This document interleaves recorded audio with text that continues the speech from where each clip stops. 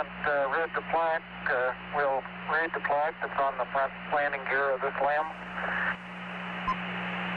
Underneath it says, "Dear men from the planet Earth, it came in peace for all mankind,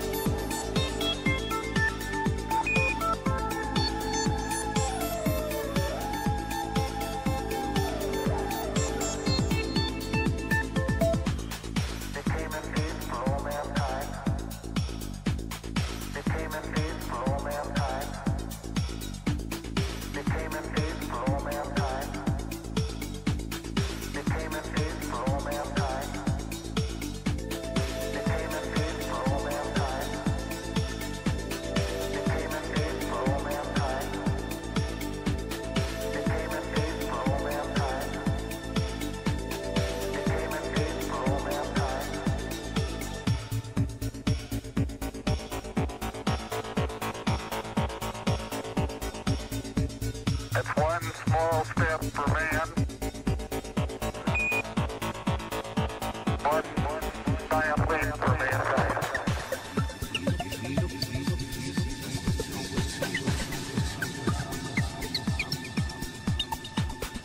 Dear men from the planet Earth,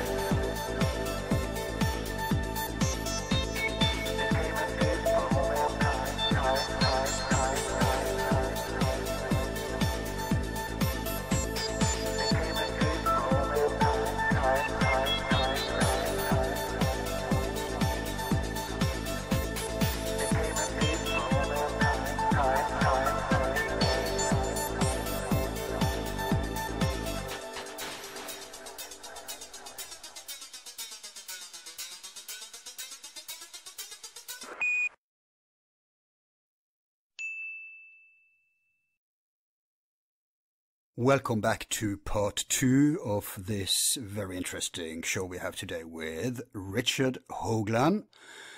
And we've just started to scratch the surface, Richard, about what we have on the agenda of NASA and all that.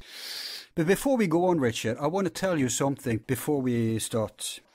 Okay. I forgot to tell you also that when we talk about the Antediluvian and old traditions, they say that the fall was the earth tilted, and from resonating a pure note, it resonated a distorted note that affected the consciousness. That's part of the story. Now, before we go... When you say part of which story?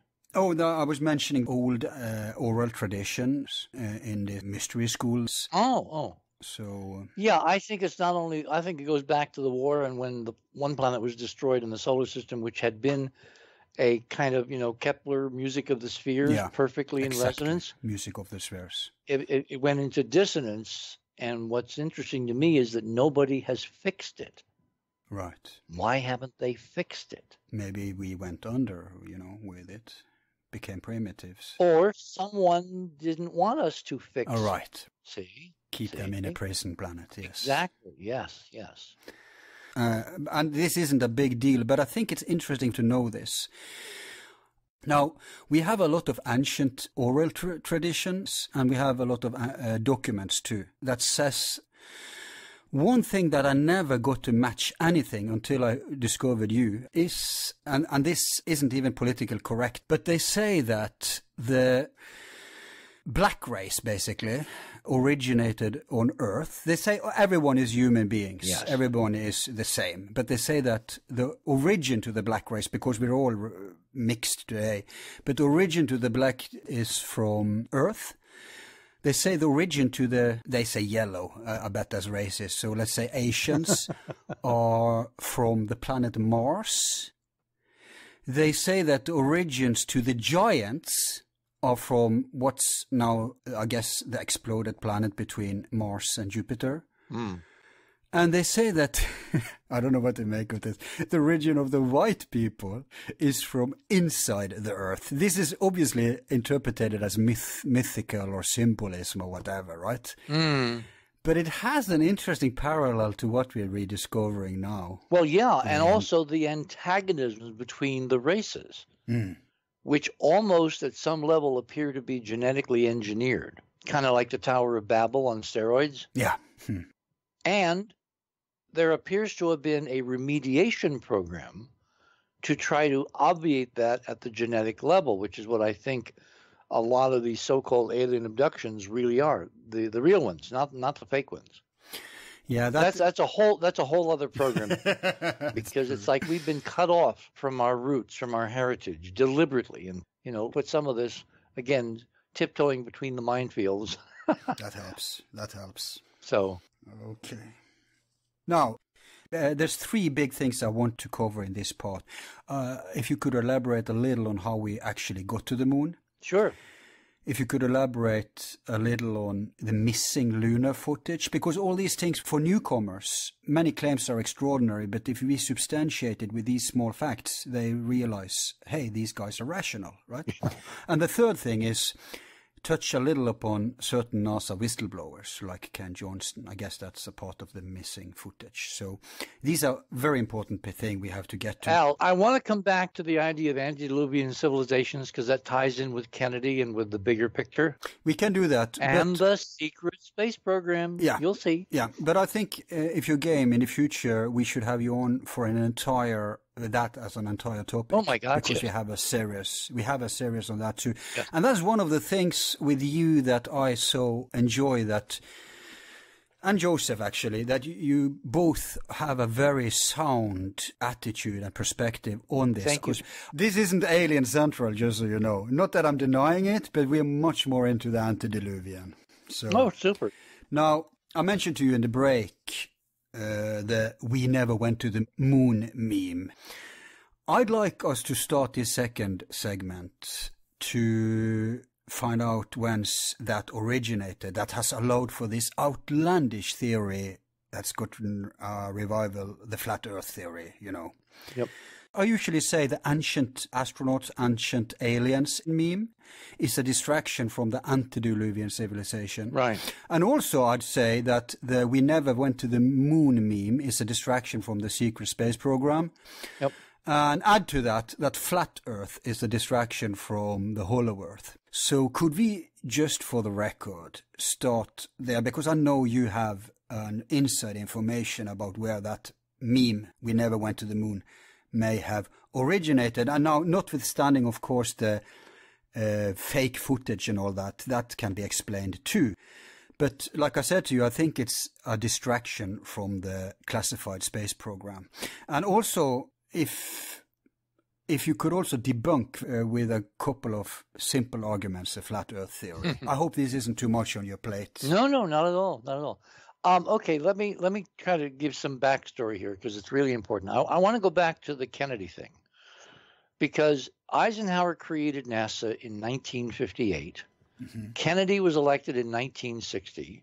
He was elected in part on a touted missile gap, a ballistic missile gap, World War III kind of stuff with the Soviet Union. That's what got him elected, barely.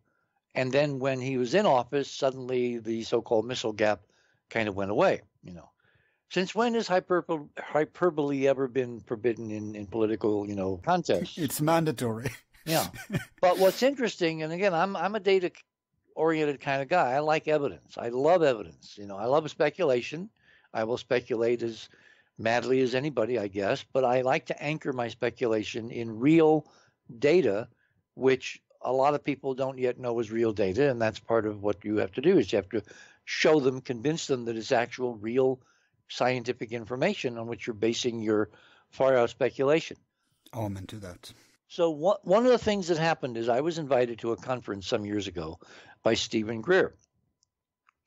And, Stephen Greer has a kind of a controversial reputation, I suppose, in some quarters. But I've known Stephen, since he was a medical doctor in North Carolina. So I accepted and I showed up at his conference and I gave a presentation on the moon and all that.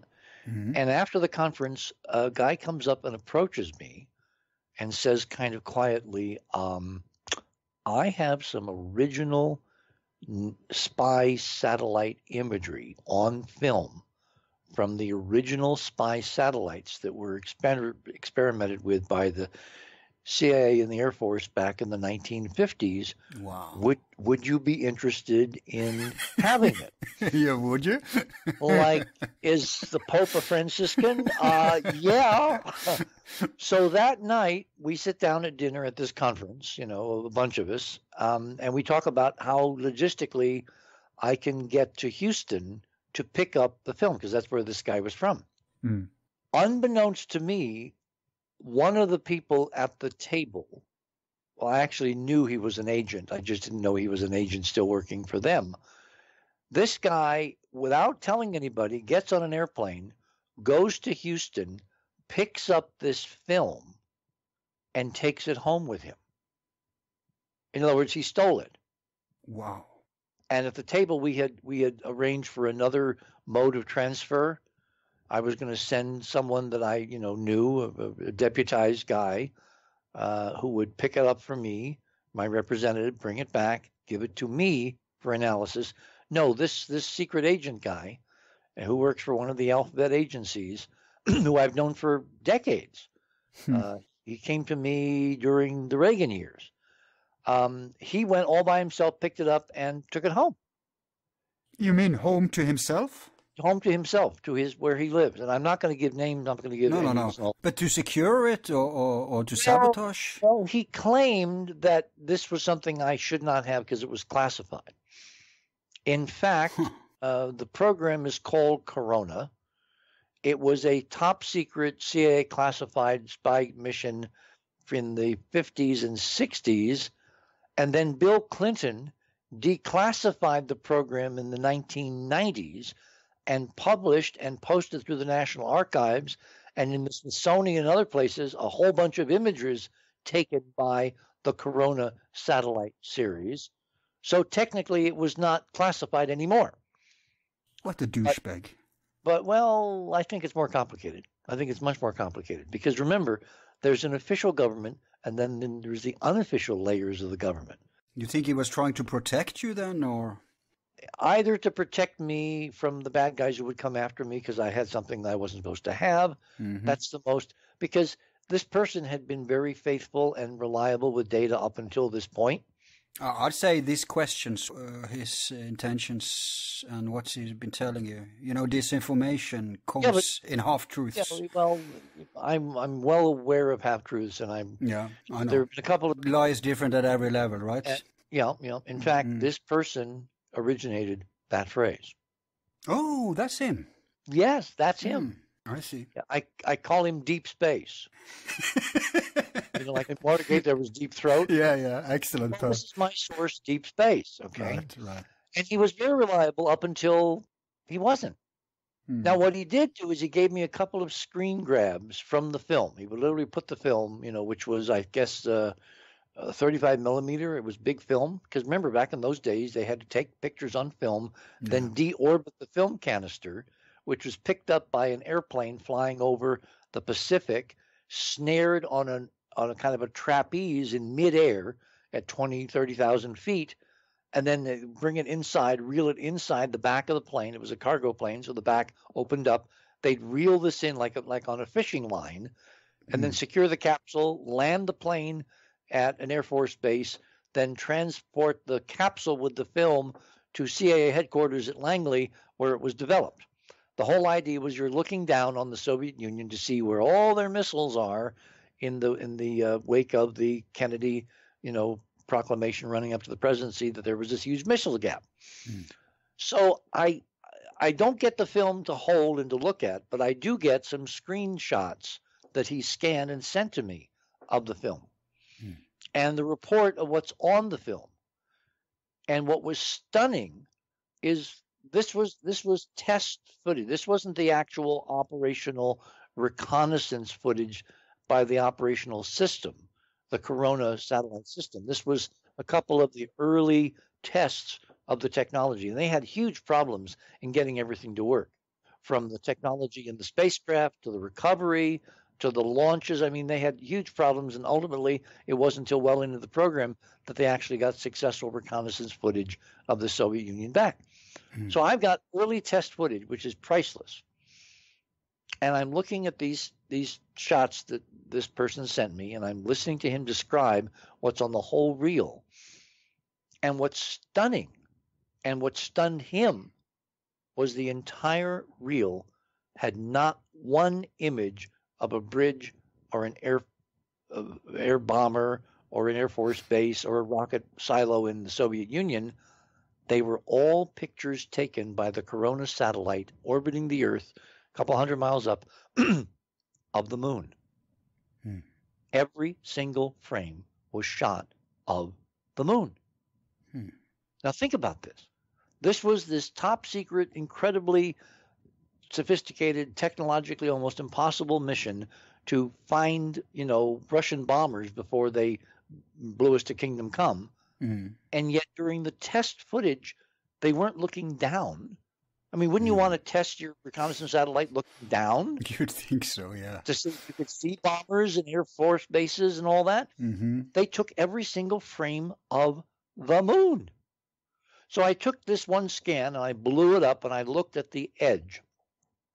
And I realized what they were doing. They were looking for the ancient glass cities on the limb of the lighted moon. The whole project, codenamed Corona. Think about it. What Corona? Well, the sun's Corona. When do you see the sun's Corona?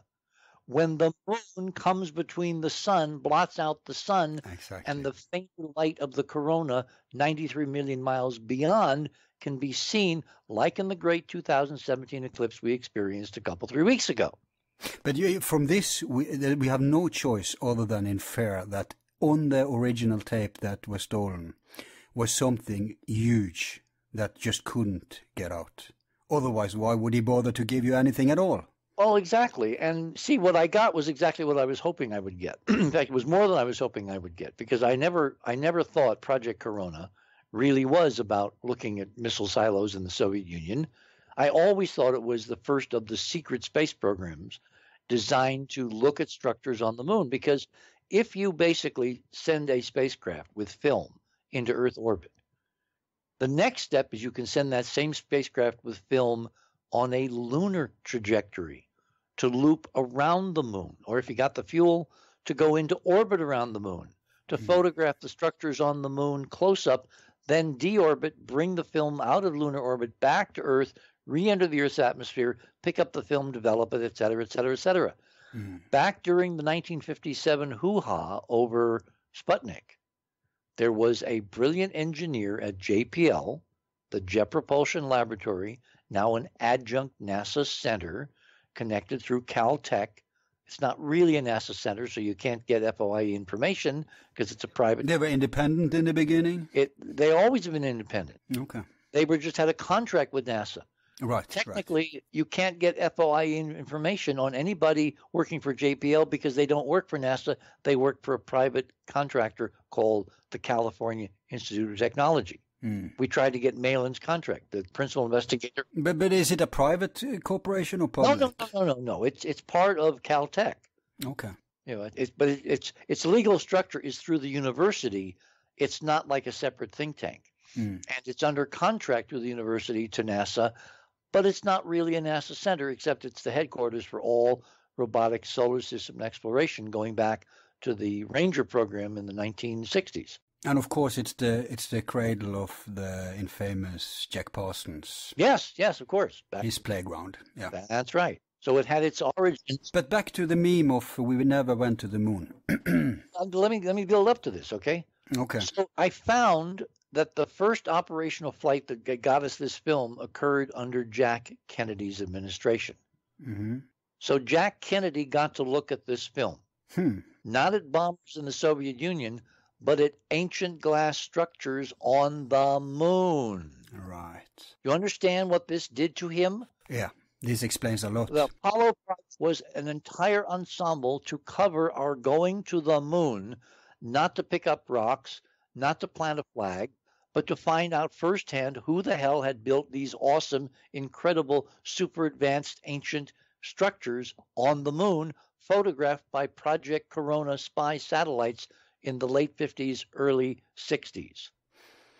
And for people who are not that familiar with your research on this, let me just rush to add that when you mention glass and they're starting to laugh, just tell us what glass does on the moon. Well, glass is, if you create something out of glass in a vacuum compared to on Earth, it becomes so much stronger because it doesn't have water in it, water inclusions, which weaken glass, make it brittle and all that. It can become at least as strong, if not much stronger, than steel. Plus, glass is so easy to manufacture on the moon because most of the moon's surface is silicon and oxygen, silicon dioxide. So you make basically anything you want out of glass. Now, there's a bunch of people that were recommending to NASA back in the 60s that when we built our first moon bases, when NASA built its first moon bases, that it would build them out of glass because that would be a very strong, stable substance. It would help prevent radiation. It would guard against heat. If you dope it with certain metals, you can create filters that filter out the ultraviolet. So the ancient structures we're finding all over the moon, we found now on all the NASA missions, are made of glass. We've actually found them also on the Japanese missions. We found stunning examples on the recent 2013 Chinese robotic mission, the Chang 3 unmanned robotic mission and its little rover, Jade Rabbit. We have images from both missions simultaneously of glass structures on the moon that look absolutely identical to the glass structures photographed by the Apollo astronauts with handheld film cameras. And I published all this stuff on the enterprisemission.com website, so you can go there and and in your book, I have to say, especially the revised edition, beautiful pictures for everyone who's skeptical to what Richard is talking about here. Use your eyes, see for yourself. And it's not just Richard. No, absolutely. There's a whole host of people who has, Joseph Skipper, I don't know if that's still online, but there's so much that's leaked that you cannot deny this. You can see obvious manipulations of the pictures, and there's been people working for NASA who has come out and admitted that was a job. So if this is new to anyone, just remember in the context of what we're discussing here, there's a whole basis of research and evidence that we assume you know about. And if not, go educate yourself.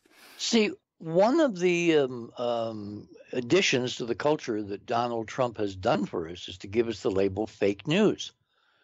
And the idea that all these mainstream outlets, some major component, not everything, but some major component of their news coverage is planned. It's fake. It's manipulated. It's not the truth. It's kind of Emily Dickinson territory. Tell all the truth, but tell it slant. We have to give kudos to John Rappaport, though. Yes. And among others. I mean, there's a whole field of people that are digging deeper. But see, I grew up in an era where Walter Cronkite was the most trusted man in America. You didn't doubt what the evening news purveyor provided you because you weren't aware the world is so complex and there are all kinds of agendas swirling constantly in the background that you're never supposed to see, because then you'll begin to ask questions, and they, whoever they are, they never want you asking questions. So, He wouldn't get job today in today's media. Probably not. But back to the Corona project. Yeah, so Project Corona, I always thought, particularly when I got this data and all the weird politicalness around it, how I wasn't allowed to actually have all the film. I only got a couple of scans, but they were enough to show me that every single frame had to have been to test the cameras to ultimately be sent to the moon. Because, as I was going to say a moment ago, back when Sputnik occurred, one genius engineer at the Jet Propulsion Laboratory, long before NASA was created, when JPL was just a lab connected with the California Institute of Technology, he proposed to NASA a project called Project Red Sox. Now, he was Australian. His name was James Pickering. He ultimately became one of the key directors of the Jet Propulsion Laboratory. But before he was named director, he proposed this project called Red Sox, having nothing to do with the American baseball team headquartered in Boston, I don't think. Okay.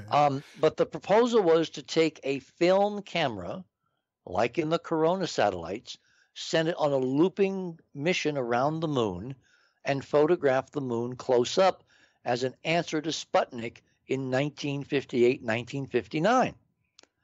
Now, I can find no paper trail that demonstrates to me that it worked, that they did it, but it's only logical to assume that if they were developing satellite-based film camera reconnaissance technology in Earth orbit, and the test film we've got shows nothing but the moon was photographed, the whole Corona project really had nothing to do with looking for missiles in the Soviet Union.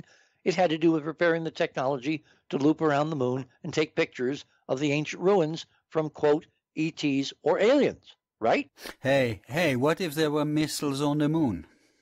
Well, but then someone would have to put them there. Exactly. And who would have put them there? The technology, both for us and the Soviet Union at that time, was not able. Although, what about the Nazis?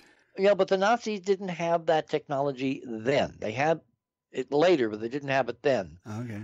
You remember, doing things that complicated is it's an infrastructure that has to have a whole bunch of tools to make the tools to make the tools to make the tools. Yeah, that's true. You have to create a civilization before you can start building things like missiles. Now, you could import missiles, but why would you use missiles if you've got secret anti-gravity technology that makes missiles obsolete, which is what the Bell, the Nazi Bell, and the experiments the Nazis conducted toward the end of the war demonstrated. And Tesla death ray. And you can look at some of Tesla's work, modernized, brought forward. The whole point is that the whole Cold War appears to have been a giant canard, a giant false front Western town, a huge exercise in fake news to keep the world from knowing what was really going on, which is we were preparing for aliens. Because once you have structures on the moon verified, built by a super race that you cannot possibly match technologically, the military of every country is going to be looking up. Remember that great 1950s film called, I think it wasn't They Live, it was the Body Snatchers. Yeah, Invasion classic. Body Snatchers. And the last line is, they're coming, and that kind of thing. So we were afraid of our own shadow, literally, because we thought, hey, this structure must be alien. Well, keep in mind that if we go back to the Antediluvian part of our conversation, who do human beings really have to fear? Ourselves. Exactly. Other human beings, even if they don't live here. So if you grew up reading ancient sacred texts, if you're part of a secret society or in-group or the Masons or whatever, and this stuff is real, and technologically when you develop the means you can go and check on it, the first thing you're going to realize is, A, it's not built by aliens, it's built by relatives. And B, family is so much more dangerous than strangers. Okay? Yeah. But it's much easier to rattle people up in fear if it's strangers. Oh, of course. Make the other. This makes sense. Yeah.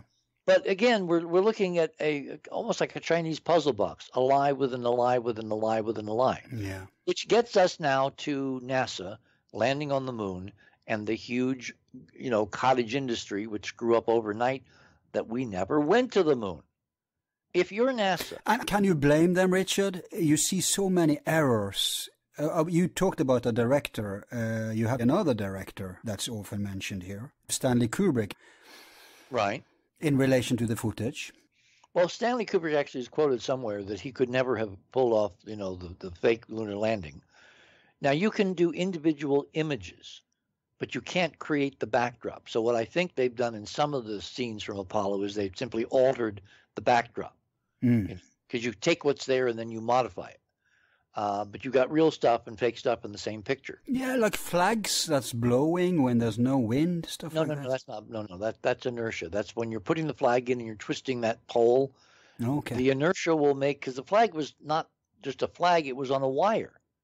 Right. That was developed by an engineer at Houston and he went actually to Kmart or Walmart or someplace and bought a Dacron flag because that was a kind of a last minute thought to put a flag on the mission, to have the astronauts plant a flag. And he had to put it on a wire and it actually didn't unfold properly, so it's crinkled. So no, that's misinformation. That's not understanding basic. I see. So you assert actually that the footage is real. It's just manipulated. Oh, absolutely.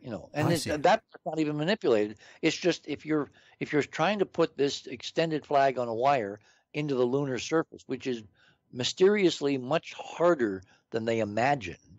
It was really, really, really almost like rock hard consistency instead of fluffy dust. So they really had to work to put the flagpole down in it so it wouldn't fall over.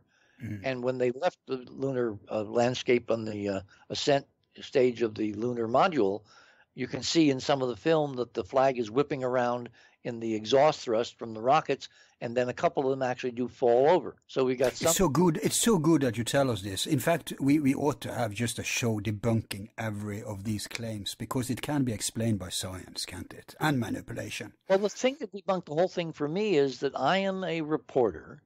I am working for CBS News. I'm working for the Special Events Division of CBS News. I'm working for Walter Cronkite. I'm out at JPL the summer of Apollo, July, and we're at the North American Rockwell Corporation. I built a huge walk-through solar system so that our correspondents could actually talk about the future of the space effort after Apollo, after the moon. And we had some guests, very famous guests, walking through that walk-through solar system. But after the guys left the moon, the New York called us up and said, okay, we want you to move up the street from Downey, California, a few miles up the freeway to JPL, because NASA had arranged to have 2 flybys of Mars, Mariner 6 and Mariner 7, that same week, later in the week, dictated by celestial mechanics. So we packed up everything, and we moved up the freeway up to the shadow of the San Gabriel Mountains there at JPL in Pasadena.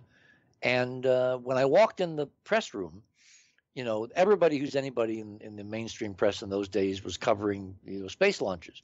New York Times, Wall Street Journal, Washington Post. Yeah, it was the big event, obviously. Oh, yeah. And we had hundreds of correspondents from other countries. Yeah. Like Japan and Italy and England. Yeah, and we had our Norwegian Walter Cronkite too present.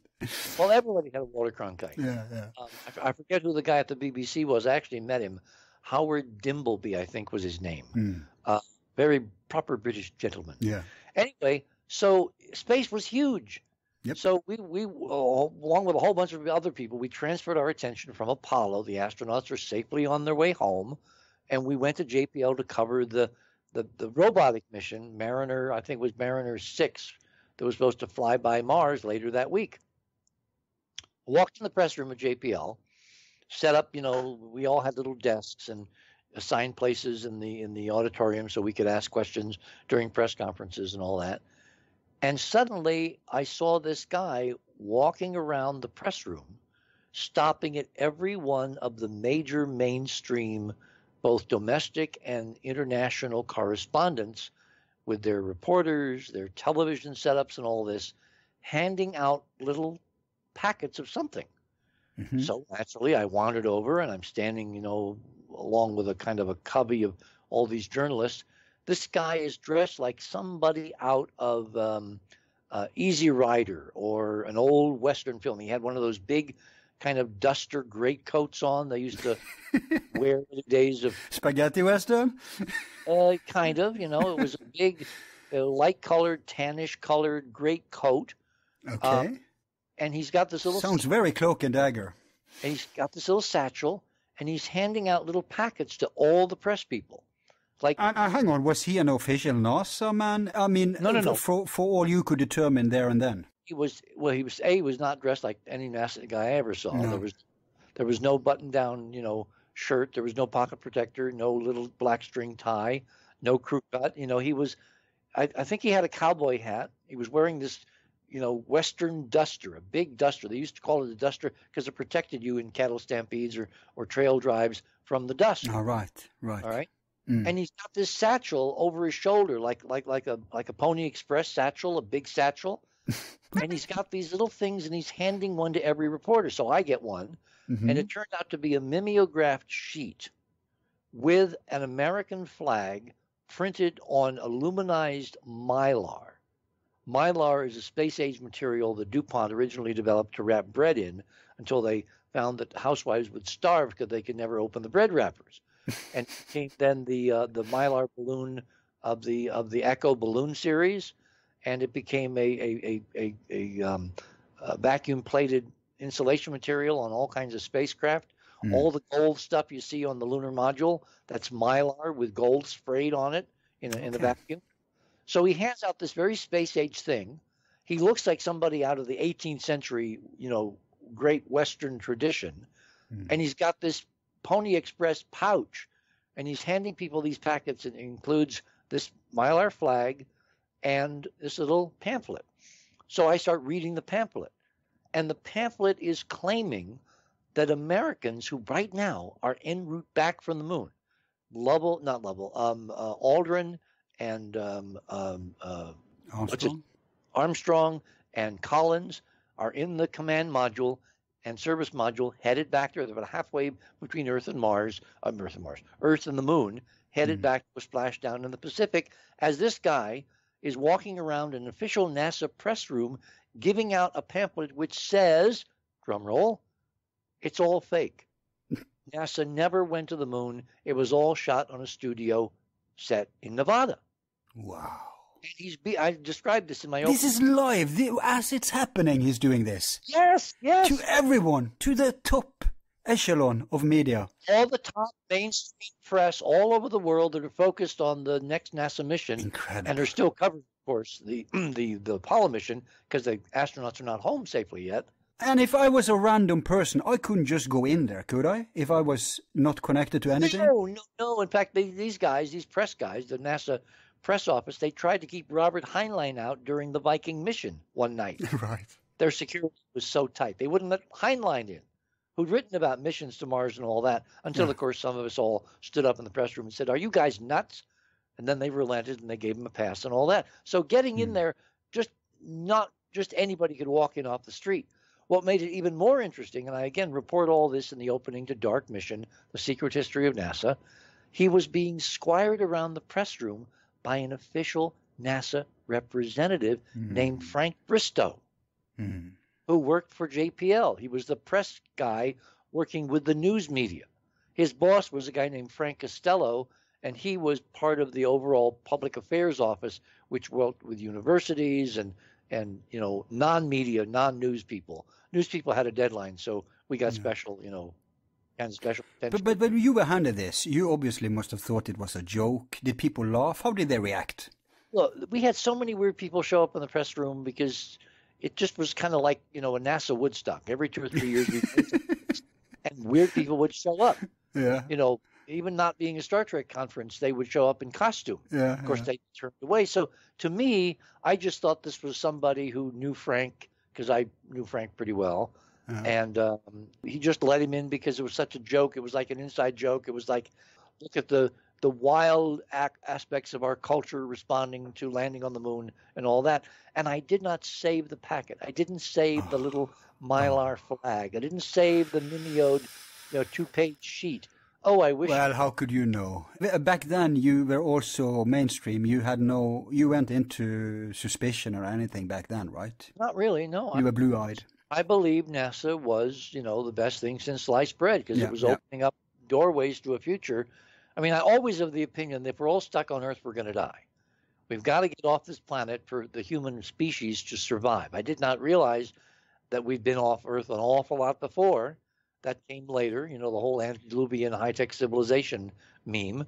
Yep. But I still was a booster for NASA. I was what they would call now a fanboy, because NASA was the cutting edge, and to have a president announce we were going to land on the moon on behalf of all mankind in an era where we were threatening each other with nuclear weapons. I mean, that appeared to be a pretty unifying goal, to go somewhere on behalf of all mankind. We came in peace. Yep. And the idea that NASA would have layers and layers and wheels within wheels and hidden agendas and secret missions and secret, research projects, that never back then occurred to me. It never occurred to any of us. No. But this stood out as a really interesting anomaly, and I write about it in some detail in the opening of Dark Mission, because that to me was the birth of the "we never went to the moon" meme. And it was officially fostered by NASA. Now, if you go to the moon and your real mission is to go and find secret ET stuff, technology, artifacts, libraries, data, evidence of a previous civilization or many previous civilizations, and you can't let the world know that's your real mission, given to you by a president because he saw Corona spy satellite photographs of ancient ruins on the moon, it makes total sense that you would start a meme that would keep that part of the population, about the same percentage that voted for Donald Trump, by the way, about 30% now believe we never went to the moon. So you keep all those people who will ask questions, who will make noise, who will upset the apple cart, who will be the rabble rousters. You keep them focused on a false meme, a false trail, a false puzzle. This is known as a tactic. You have the same phenomenon in all controversial matters. I'll just give one example. Dr. Joseph Farrell has argued that you see the same strategy used in the Roswell case. Now, you have a phenomenon. On the one hand, you have the segment of population who won't believe it, the debunkers, right? So you give them swamp gas and weather balloons. Okay. Then you have the believers. You feed them the alien meme. And if the truth is, for instance, Nazi technology or at least human technology, voila, you have the perfect divide and conquer. I agree. This is exactly what's going on here too, because on the one hand, you have the official story. Yeah, we went there with traditional technology. We found some dust. Case closed.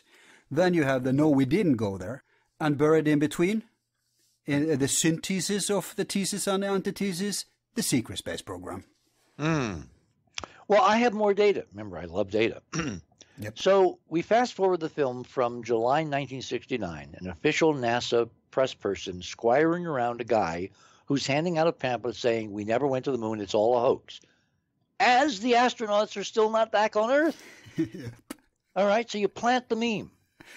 Then you fast forward the film to maybe 10 years later, where this kind of really takes root, and there's websites, and Fox did a special, and they talked to some engineers, and they talked to some other folks, and Apollo could never have worked the way it was purported to be, and the LEM weighed too little, and the door wasn't big. I mean, there's a million reasons for why Apollo was a hoax, according to these people. And it has an incredible public resurgence. It does.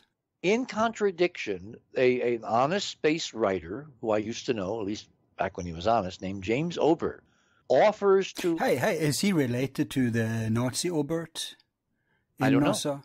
I don't know. Wouldn't surprise me. No, that was von Puttgeimer. That was Jesko von Puttgeimer, who definitely was a Nazi, and who came down on me back when I didn't know what I know now, like a ton of bricks, and I could never understand why I became his enemy number one. Now I kind of understand, because they were worried that I would be on a trail that ultimately might lead where we are now this evening. Yeah, but I was referring to Hermann Obert, I think is his name. Oh, no, Oberg, O-B-E-R-G, as opposed to Oberth. Right. Yeah, right. Hermann Oberth was totally no relation to James. James Oberg was a science writer. He actually was a propulsion engineer. He worked on the shuttle program. His specific specialty was the hydrazine tanks for the auxiliary power units, I believe. I may be getting that wrong. Oh, this is the chap who has attacked your book so much, isn't it? Now, he's attacked me. He's attacked Ken Johnston. Crazy guy. He's a professional paid debunker. Yes.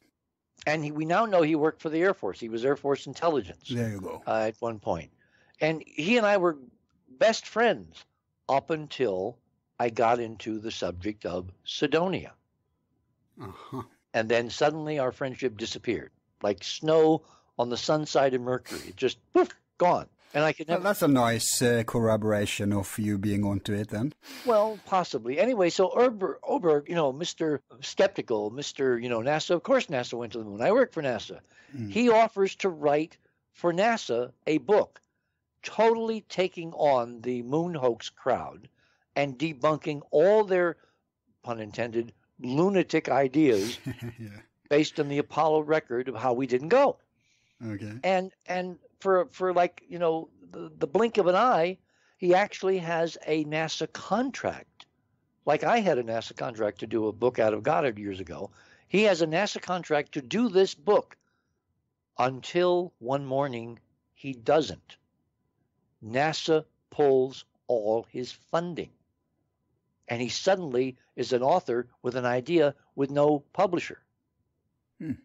So why did NASA suddenly withdraw their support from James Oberg, who was going to write a book proving that NASA went to the moon? I get it. They don't want it. Answer, because if he started digging around as a guy with all his contacts and as a journalist with umpteen aerospace connections, he would find out, oh my God, it was a cover story. Not only did they go, but oh my God, look what they really found. Yeah, that, plus if he really manages to convince people, then we won't have this distraction out there that NASA needs. Exactly. Yep. Then people will start focusing on, well, if NASA did go to the moon, what did they really find? And of course, what they really found is all the stuff I've been publishing for the last 30 years. Now, fast forward the film again. I keep coming back to film because I really like film. It's so permanent. Fine. Electronics can be tampered with, but if you can save your film, you've got a record that will stand the test of history. So we fast forward the film to the great eclipse of 2017. Now, thousands, literally, Al, thousands upon thousands of amateur photographers who journeyed from all over the United States and actually from other parts of the world to see this 2.5-minute eclipse that went from Oregon all the way to South Carolina the other day. They have all photographed in their records the shining cities on the moon. They have done what Project Corona tried to do with primitive film technology decades and decades ago, but now they've got CCD cameras. See, the main problem in photographing a lunar eclipse is the incredible light range from the edge of the moon out to the corona. When the last bit of the photosphere is hidden by the moon during the eclipse, the light falls by a factor of about 10,000 to 1. Right. And the moon is covering the inner corona, so the radiance of light from the edge of the moon out to where the corona disappears to the eye, that's a range of about 1,000,000 to 1. So you have incredible light ranges that the human eye adapts to. We have incredibly well, designed optics through evolution or whatever. We can encompass this in this awe-inspiring visual treat. But up until recently, the film technology, the camera technology, was just not there to capture it. Like if you look at any old photographs of a total solar eclipse, you've got the black moon surrounded by this brilliant glowing haze of light fading away to the sky with a few details like maybe helmet streamers, things that stick up further, and it's not a circle, it's kind of like an uneven splotchy circle. But when you see a proper 21st century CCD technology camera, charge coupled device camera, where the electronics can handle 1,000,000 to 1 in each pixel, and you have computer programs that can basically adjust the brightness from the edge of the moon out to the edge of the corona seen through the atmosphere, you get stunning, staggering detail in the corona, in the prominences, at the edge of the moon. And glowing all... Hey, did he use this footage in that documentary that came out a few years ago? What's it called again? The Living Moon or something like that? This, I think it's Mexican, this director who made this beautiful... He just took footage, cleaned it up and... You mean Jose Arguelles? What's the name of the documentary then? Something about the moon. I know Jose. Yeah. Yeah, I think it's him. Yes. Yeah, I think it's Escamilos or something. Yes. I'm sorry. Jose Arguelles was my friend who did the Mayan calendar. It's Escamias is the videographer you're talking about. Yes. I don't know whether he's captured this because his documentary was shot maybe 10 years ago. This latest, it's beautiful, stunning images. Yeah, it may be on them. I have to go and look. But I do know on all of the thousands upon thousands of uncensorable people who've been putting these amazing images of the eclipse on the web all over the world, you can see the shining cities that Kennedy saw on that early Corona spy satellite imagery. You can see them now on anybody's decent CCD image with an icon or even a smartphone. You can take pictures of the moon with a telescope that show you the cities. They're that little glowing band circling the very edge of the moon during an eclipse. For decades and decades, hundreds of years, people have thought that was the inner corona. No, it's not. It's the glass structures on the moon shining with the light of the sun behind it, because that's the way this glass works. And I can actually, I'm going to do another documentary. We're doing 2 videos now, one about to be published on the preview of the Mars book, Hidden Mars: A War in Heaven. There'll be about a 2-hour video that we're going to come out with in the next couple of weeks. Nice. Showcasing some of the best data from that book. I'm then going to do another video, PowerPoint, on the eclipse, showing the structures on the moon that thousands upon thousands of people have documented from the Earth that answers so many mysteries about eclipses, like how do shadow bands form? Do you know anything about shadow bands? Hey, where can people find these movies when they're out? That you're gonna? They'll be able to find them. They'll be able to find them on our website, Enterprise Mission. They'll be able to find them on The Other Side of Midnight, which is our radio show, global on shortwave and the internet and AM and FM and all that. They'll also be able to find them on major outlets like Amazon Prime and Google and YouTube, if Google and YouTube. Okay. Because if you keep to your timetable, it will be out when this show is out. So they can go now as they hear this and check it out. Hey, is the very weird, huge Aristarchus crater a part of this? Yes. Yeah. That explains a lot. It's made of glass. You can actually see glass structure. Yeah. And the reason it's always lighting. It's always lighting up. It's always lit, and during the Apollo missions, I forget which missions, I think it may have been Apollo 11, Armstrong reported back to Houston they saw weird glowing lights in Aristarchus as they passed south of it. Wow. And it may be that there are still the fires burning deep down from the impact that created Aristarchus several million years ago, because the moon is not hollow, but it does have massive structures going down 40, 50 miles under the surface that we see. Right. It's honeycombed, it's artificial, and that's all going to be, when we do a moon book, we're going to put all this moon data together and document again those assertions. It's not hollow, but can this explain why it rang like a bell? Oh yeah, because it's what I call the trestle effect. Okay. When you were kids, did you there in Norway ever go to a railroad track and put your head down, your ear down on the rails to hear a train coming? Yes. We used to do that too. And we had a particular bridge that went over a river in my backyard. Well, kind of in my backyard. So after the train would pass, we would listen to the rails, because that trestle that the train had crossed over, it would shake, rattle, and roll for like half an hour after the train had passed. Right. Resonance, yes. Resonance, yes. So remember how the Apollo's missions set up a little science experiment called the ALSEP package? Apollo Lunar Science Experiment Package. And in each of those packages, at least some of the missions, they had what was called a seismometer to measure moonquakes.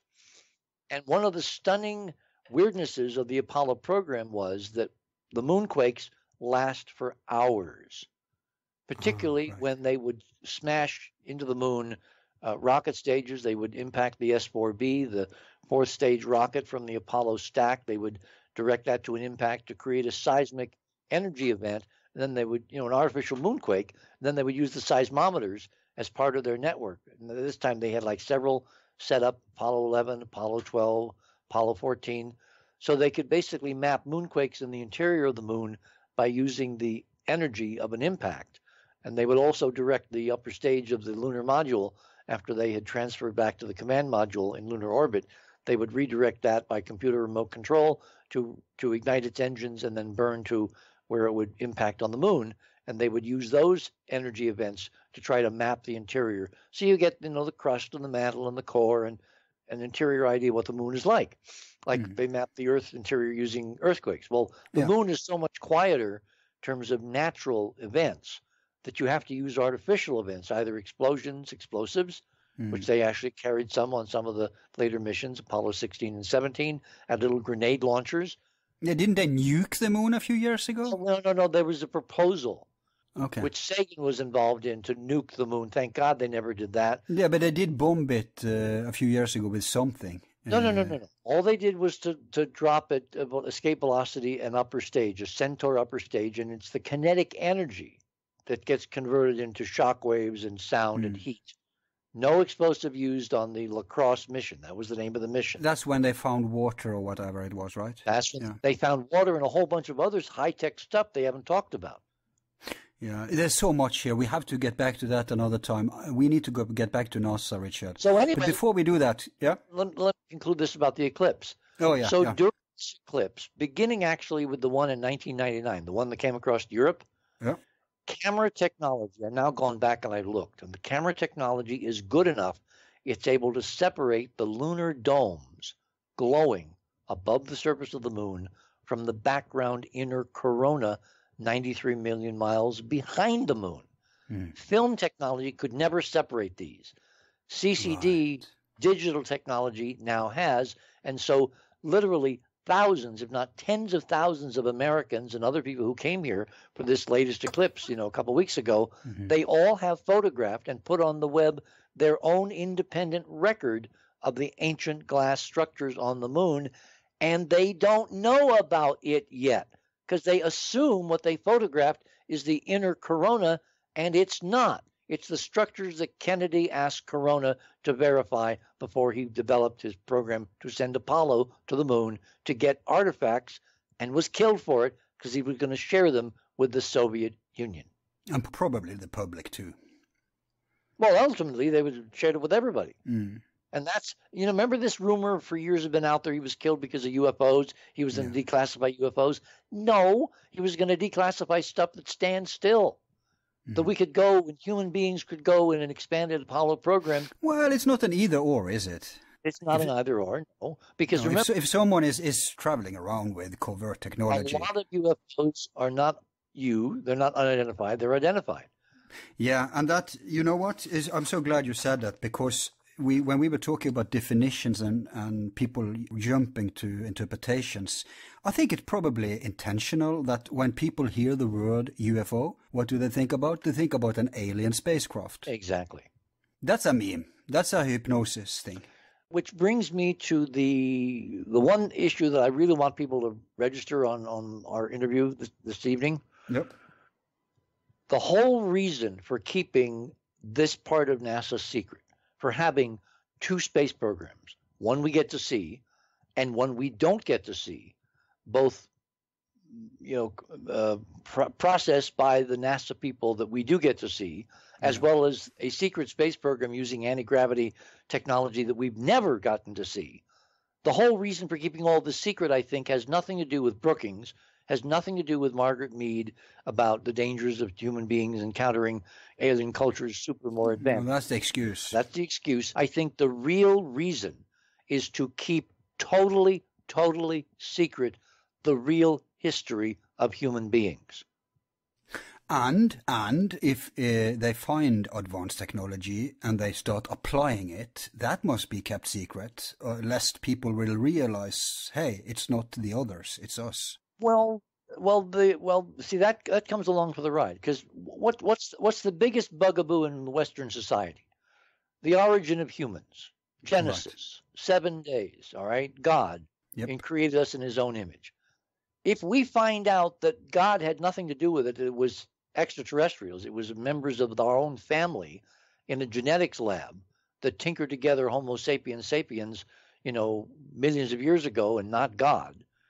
then everything that we believe in as a culture, as a tradition, not only our religion, but a whole bunch of other world-class religions, all becomes open to question. Now, what comes along for the ride is if it's all our stuff, it means we can ultimately read it. We can decode languages. We can decode the science. And the science, of course, will completely free us from fossil fuels, from the 1% oligarchic rule of the planet, from monopoly government. All of the things that are keeping us down on the farm would be lifted if these technologies and this science were to be made public. So it's a threat to both the paradigms and the money. Absolutely. So it's case closed. Now, but see, it's not case closed. Only case closed until you have a democratized space program. Welcome Elon Musk and Jeff Bezos and those guys who are basically Richard Branson, who, thank God, survived his hurricane. Why did he want to ride out Irma in a storm cellar in his island? I don't understand Branson. I mean, maybe he's just in for cheap thrills, but really, you can get killed in a hurricane. I've lived through 2 or 3. This he did for fun yesterday. He lived in his storms in a wine cellar. And apparently a lot of his structures on that island are now destroyed. Branson is one of the pioneers who's trying to democratize space. Musk is the big guy because Musk wants to go way beyond low Earth orbit. He wants to go beyond the moon. He wants to go to Mars. He wants to put private citizens on Mars. I wonder how naive these people are, or how much they really know about what's going on. I have a feeling. I mean, they must have some personal intelligence. Or, Al, they are part of a secret society, which is thousands of years in the making, called the Shem-Su-Hor, descendant from ancient Egypt, whose mission, whose mandate is to recreate the first time when we were a multi-planet species. Back to the golden age. Yes, and I think that's what Musk is. I think that's what a lot of people that we know in the news really are. They're agents for the Shem-Su-Hor. They're trying to expand humankind's opportunities while the other guys, the bad guys, are trying to basically kill us all off. Yeah. But we are getting ahead of ourselves. I want you to go back to the parallel space program. Okay. And the fake space race you've mentioned, but we can't get away from something that's even before this, namely the Operation Paperclip, the rockets fired into Mexico, NASA being compromised, and what I perceive, and probably you too if you haven't changed your mind, the covert battle between the Masons and the Nazis. Let me just say first that the only thing I take issue with in your whole book, I beg to differ on one small point, and that is the magicians. Okay. I concede that you could, define some people as it, but as I see it, they are much too few. It's just a handful. Plus, at the end of the day, you can argue that the magicians are an extension, a fringe of the Masons. They're on the same team, I think. But I do see a huge divert in NASA between what you've, again, been the first to point out, namely Masons and Nazis. And I think people need to understand that subculture within NASA to, understand all of this other stuff we're talking about. I don't disagree. The reason that Mike and I mentioned the 3 groups is because the ritual part, particularly the Jack Parsons part, was so interesting, and it was centered in Hollywood. Hollywood defines the vision of the world. Our ideas are look at all the super tentpole movies now with all this extraordinary exotic technology saying that Nazis are alive and well and right in our midst, Absolutely. The Captain America. And Nazis on the moon. Have you seen that? Yes. And everybody laughs. And I don't. Finnish film, by the way. Not Hollywood. Yeah, exactly. So. And you know what? The person who wrote the manuscript, she claims she got it in a dream. It's not interesting. Yeah, that makes a nice cover. Well, she gets sponsors anyway, but I mean, I'm not saying that the inspiration can't come from, if someone's trying to enlighten the planet, you can do it that way. You just have to be receptive, and then you have to have all the prerequisites to take it from the idea to where it actually becomes a finished product, and a lot of people can see it. That's the hard part. Coming up with the idea is probably not that hard. It's getting it in the real world, which is really, really. Look at how long I've been working on this problem. 30-some years to get acknowledgement in the mainstream that there are two levels of NASA. There's real data, and then there's, kind of massage data. There's the sanitized information about, radiation and rocks and craters and that stuff. Then there's the super secret knowledge NASA has, which is we live in an ancient previously inhabited solar system. And then we have, outposts of current incredibly advanced technology and civilization living somewhere in the solar system that doesn't really interact with us all that much. Then we've got the Nazis post-World War II, who, a la Richard Hoagland, basically have taken the worst of humankind and gone out there and colonized and are, feeding off the ruins, probably back engineering the technologies they found. And like the 800-pound gorilla, they can live anywhere they want to. And I think they are now vying for control of the planet. I think we're involved now in a major war between the breakaways and the 1% here for who's going to run Earth. Right. And this started overtly with 9/11. If you look at Joseph's work and my work, the technology that brought down those buildings was not, nukes. It wasn't C4. It wasn't anything conventional. It was incredibly torsion field technology, which in the word of Dr. Judy Wood, can dustify buildings.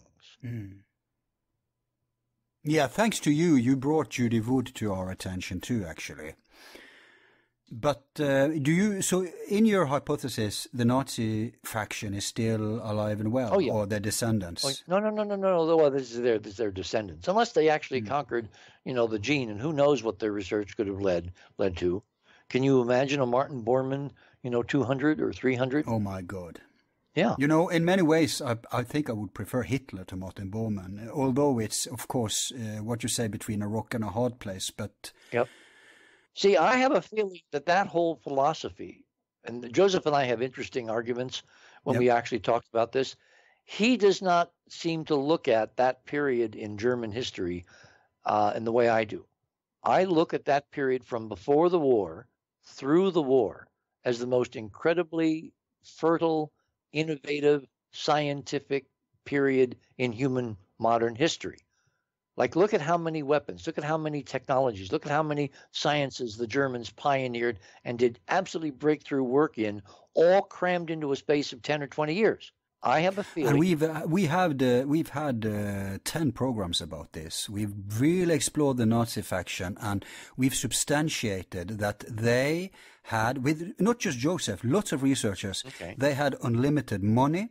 They had the best network you could get at the time. They had the best brains, and they had, of course, the advanced technology surviving. And they had a genius orchestrating this all, namely Martin Bormann. And I think that if you read Dark Mission and you see what you write about the Nazi faction in NASA, you see that they are reporting to someone. Now, most people think, oh yeah, they all survived, but it was like disparate and chaos. No, it seems like an orchestrated, synchronized thing. Stay behind, in NATO, they had that.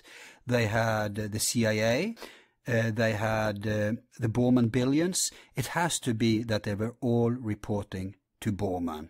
Now, one of the things we're trying to track up and determine is to what degree did an autonomic enclave of Nazis have their own little space program, and who influenced who? That, I guess, we could discuss today, because I want us to discuss the Nazis and all that. So that's a big question too. And if the Nazis have some kind of autonomic, either within our Western structure or their own totally separate structure, then the abductions and the genetic manipulations makes a lot of sense. Yes, under the cover of aliens, convenient cover of aliens. Exactly. Well, I'm just looking at the whole Nazi era as, imagine, and again, these are the parts where Joseph and I kind of had disagreement, because I have a feeling the Nazis had off-world help. I see. I think if humanity is much, much older and much more diverse than we've been allowed to know, and that we've lived in this section of the galaxy as Homo whatever for millions and millions of years, you can imagine that one faction of that vast, sprawling, multicultural human experience across a Milky Way galaxy, that one faction would love to play God with local, behind the barn cousins, and would feed technology to a faction that would take over those cousins in a way of basically making a controlled experiment. I think the Nazis had help from people who are as bad as they are, and they took their imprint from those extraterrestrial humans, not aliens, humans, cousins who don't live here and have not lived here for a very long time. Now, some of the places they might live, if you look back at ancient Egyptian history, they might have lived at Sirius. The whole Sirius star system, the whole idea of ETs in human form from Sirius is not a stranger to people who read up on this stuff. The connection culturally with the ancient Egyptians, Isis, Osiris, Horus, all that coming by way of Sirius. So if you look at our nearby galactic neighborhood and you imagine that there may have been, after the Great War, a diaspora, if the solar system is no longer habitable, which it wasn't for quite a while, where would you go if you had starflight capability? Where would you go if you had torsion field technology that could literally take you to Alpha Centauri in a couple of hours? You would leave this solar system. You'd go somewhere else. We now know there are something like 40 billion Earth-like planets in the Milky Way alone, based on the Kepler data and the NASA data they published on habitable star systems and other Earths and all that. That curve is coming up. Interestingly, it's public, it's not hidden, but of course the propaganda is, we can never get there and they can never get here. If you remove that impediment, if star travel is as easy as, Stargate SG-1, you walk into a device and bingo, you're there, which is not beyond the laws of torsion field physics, then everything we think we know about the galaxy and big distances and all that and God's so-called quarantine regulations, you throw out the window. So would it behoove some faction of the Earth survivors who fled after the Great War, who then come back, again, why does family care? Because family is family. Some faction of them want to structure Earth now in their own image, God in their image, but they're not God. As above, so below. Yeah. So this soap opera is unimaginable for most people. Of course, it sounds like madness to them, but if you follow the data, this is what we call expert guess. It is a justified speculation. Yeah. There are some things we just can't know, but if we go back to Earth, I think there's some things we can know. For instance, do we need a separate Nazi culture? Because if you study NASA and CIA, and even through your work, it seems to me that the Nazi faction actually, you could read into it that they have taken over. Well, yeah, I mean, that's my thesis in Dark Mission, that after the war... Yeah, exactly, but then it's not an external, quote-unquote, enemy, then they went into our system, our structure, and more or less hijacked it. Yeah. Together with the Wall Street fascists, Dulles and those. I agree, okay. But now we have revolutionaries inside NASA. Have you been following any of the work, Al, on the M drive? No, not. Oh my gosh. I'm so glad in the last 50 minutes of our show I can talk about the M drive. You know what? Let's take a break. And when we come back, tell us about the M drive. Okay.